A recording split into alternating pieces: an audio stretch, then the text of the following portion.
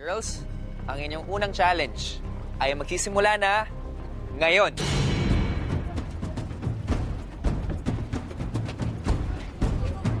Pwede mong damihan ang pagkuha ng tubig. Medyo nahihirapan si Shami sa pagkuha ng tubig. Tandaan nyo, meron lamang kayong oras. Oh, nawala lahat ng tubig. Pagdating kay Kisha. Oh, diba? Yan, diretso lang. Ibabato mo yung tubig lang, hindi yung lalagyan.